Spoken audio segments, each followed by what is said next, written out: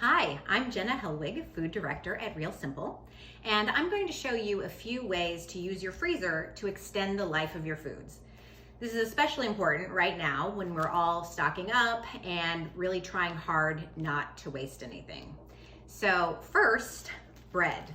I don't know about you, but when I buy a nice loaf of bread for my family, it is almost impossible for us to eat the whole loaf without some of it going bad or moldy first. Part of this challenge is you don't want to put bread into your fridge because that will dry it out. So countertop is the best option, but then what do you do to keep it from going bad?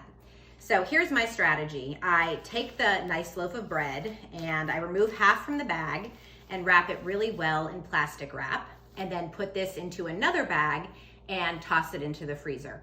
It can stay in the freezer for up to a couple of months, and whenever I need a little more bread, I will just pull the whole thing out. It defrosts really quickly, or you can even go slice by slice in the toaster. So sometimes I'll take this out, just take out a slice or two, and then wrap the rest back up and put it back into the freezer. It's a great way to extend the life of your bread.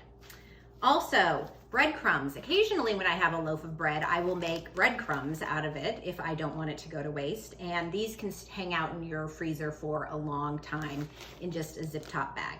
It's great. Next is butter. This is one of my favorites. I stock butter in the freezer at all possible times because you never know when you are going to need to bake something.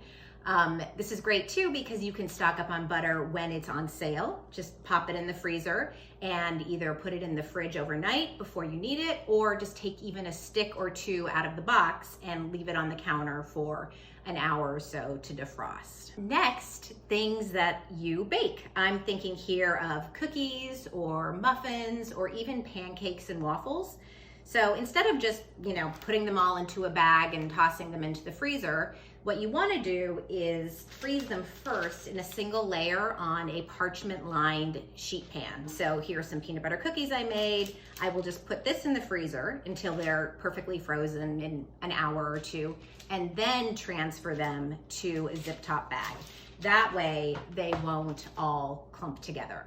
And the same goes for fruit, like berries, blueberries, raspberries, strawberries. Freeze them first separately on parchment, and then you can put them into a bag or another container. That way they won't become all just a big frozen jammy mess. Next, nuts. Nuts do so well in the freezer because if they're at room temperature for too long, they can go rancid and go bad too quickly. So depending on how many nuts you eat and how regularly, it's a great idea to store them in the freezer.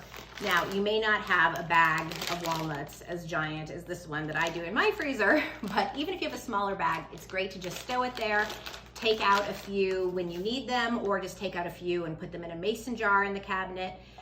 The good thing about freezing nuts though is that they defrost almost instantaneously, so quick. So just keep the bag in there and take out some as you need it.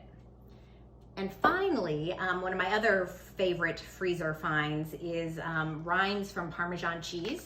So after we finish cheese, I cut off the rind and save it in the freezer, either wrapped in plastic or like a beeswax wrap like this.